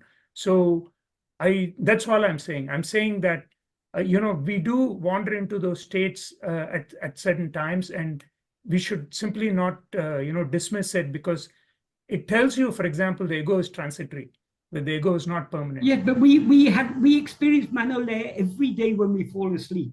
So we don't need to experience any other state of Manolaya. And there's no broad or narrow definition of Manolaya. Manolaya is dissolution of the mind, but temporary. Temporary dissolution of the mind is Manolaya. So whether you call it sleep or Nirvikalpa Samadhi or coma or death or whatever it is, it's all just a temporary dissolution of mind. That is what Manolaya means. It's the temporary dissolution. But permanent dissolution is called Manonasa. That is the important distinction that Bhagavan points out in verse 13 of Upadesha.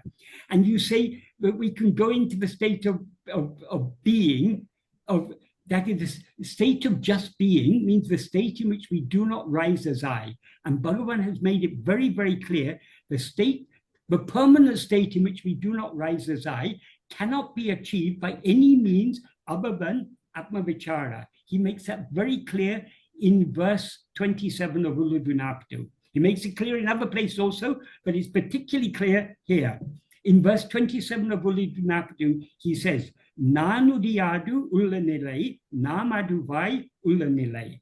That means the state in which I is without rising is the state in which we are as that referring to Brahman.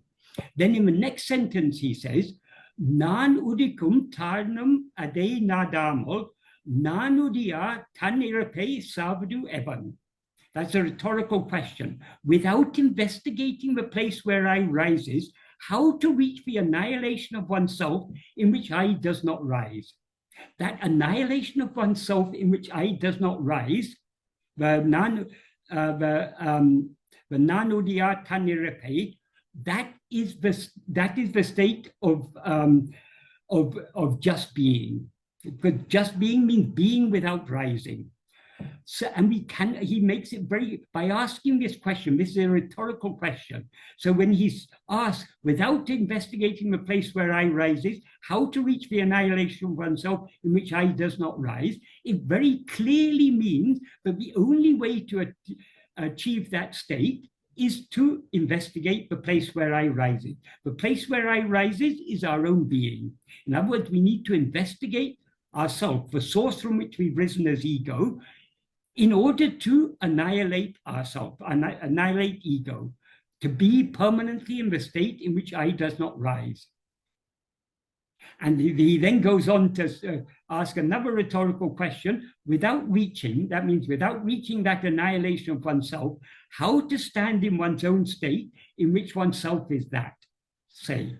So we need to pay close attention to Bhagavan's teaching. And another thing, Sadhu Om often used to say this. He used to say, if you bring me a well-scribbled slate and ask me to write the beautiful name of Ramana, I first have to wipe the slate clean, and then only I'll write the beautiful name Ramana. Because if I don't wipe the slate clean, if I just write the beautiful name Ramana, over all the other scribblings, It'll just get lost among, it'll be just become one among many other scribblings. Likewise, in order to understand Bhagavan's teachings correctly, we first need to give up all our preconceived ideas, all that we've learned about yoga and about Nirvikalpa Samadhi and so many other ideas and beliefs we have. We need to be willing to jettison everything and start off with a clean slate. Then only Bhagavan's teachings will make a clear and fresh impression on our mind. If we still holding on to old ideas, it's just Bhagavan's teachings will just get mixed up with those old ideas, and it'll be a confusion, just like writing Bhagavan's name over a well-scribbled slate. So we need to be willing to give up all our preconceived ideas and view Bhagavan's teachings with fresh eyes. Then only we can really understand him deeply.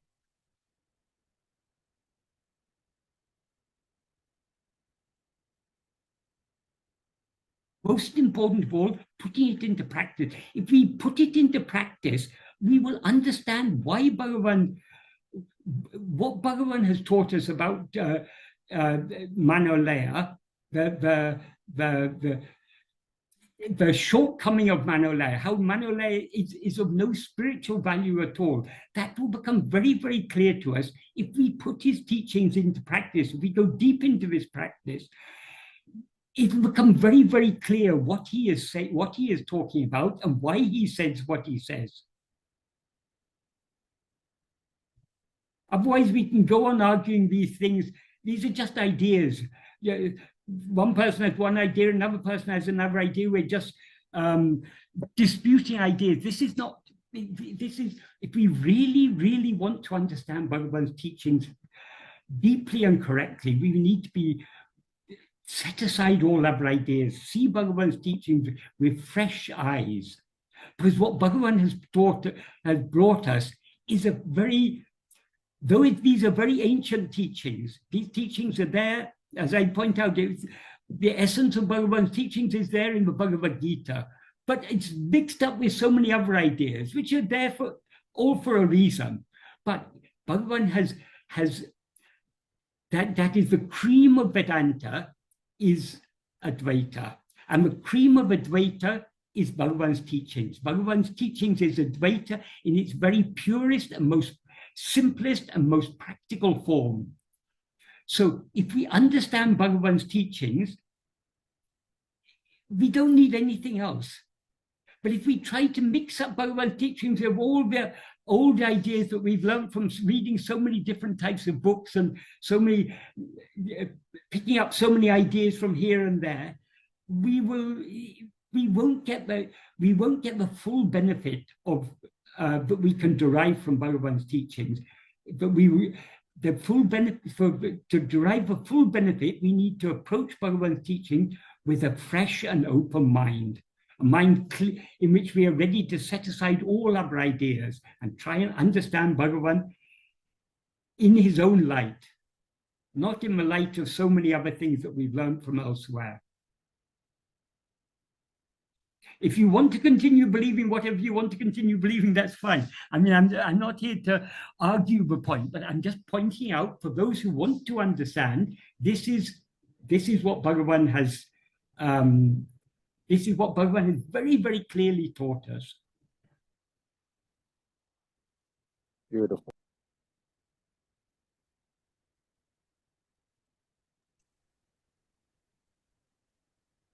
Thank you, Michael.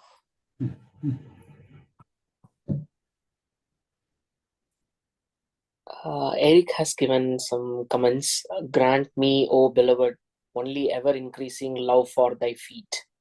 Arunachala Navamani Malai, verse 7. Kannayunjan Karalineo Kadal Perukai Tarubaye. Those are my favorite. I mean, that verse is one of my favorite verses. I love that verse. It's a verse of complete surrender.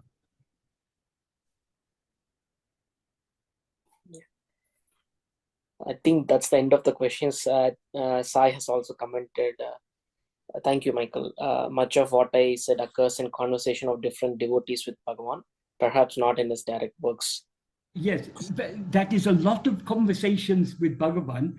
People, the majority of people who came to Bhagavan didn't come to gain a deep understanding of his teaching. They came with their own ideas. They asked questions according to their own ideas. Bhagavan guides each person at their own level. So we can't say everything that Bhagavan has said to everyone is his pure teachings. If we want his pure teachings, works like Uladu, Napatu, and Nana are really important works. Nana, Shiva Prakasham Pillai came, the very first question he asked Bhagavan was, Swami, who am I? He didn't know, but Bhagavan had come just for that purpose. Bhagavan appeared in this world. Arunachal Shiva himself appeared in the form of Bhagavan Ramana just to teach this, this path of the investigation, who am I?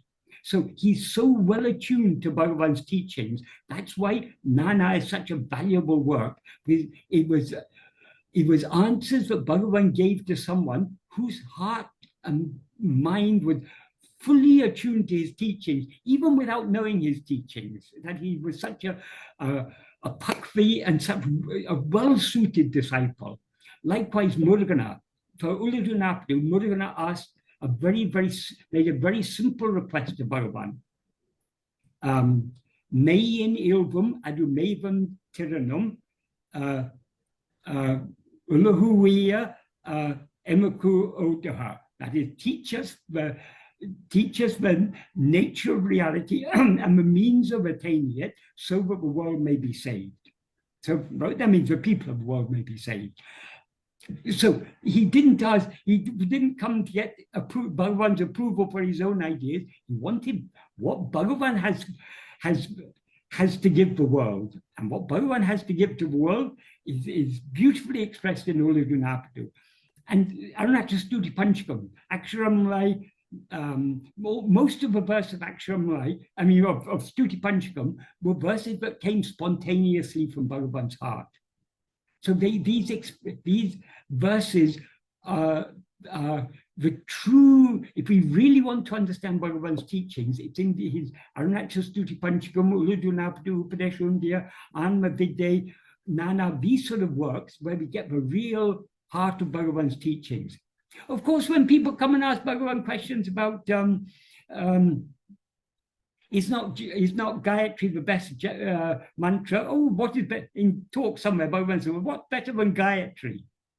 Are we to take that as Bhagavan's teaching? It's what was suitable for that person at that stage. That person was obviously doing Gayatri Upasana, and Bhagavan encouraged him in what he was doing, because that's what he had come for. He hadn't come to find out who am I. He'd come just to get approval for what he was doing. So Bhagavan gave him approval and encouraged him in what he was doing. So the majority of questions asked in talks and day by day and Maharshi's Gospel and these things, there's some useful things there. I don't say there aren't useful things there, but a lot of the Bhagavan's replies were suited to the questions.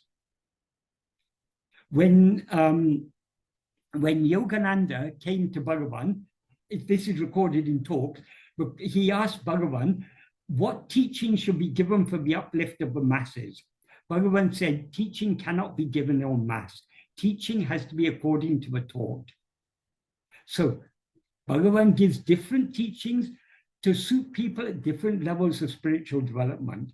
But the heart of his teachings, what he came to teach, did Bhagavan come to this world to teach that there's nothing better than Gayatri? Obviously not.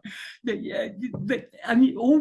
Bhagavan may well have said so. I don't say it's not recorded correctly. Bhagavan may well have said so. But that was suited to that particular individual. But whereas what he's written in Uludunapadu, Nana, Upadeshundya, Atma-vichara, Arunachal Stuti Panchakam, these are the real heart of his teachings. In these works, we find what Bhagavan actually came to this world to give us. So we can take our pick if we prefer talks and all these casual conversations and lots of questions asked from different people. I mean, it's all fine, but that's not the heart. That's not the We cannot find Bhagavan, the heart of Bhagavan's teachings in such books. It's only in his own original writings. Thank you, Michael. I think that's the end of all questions for today. Okay, right.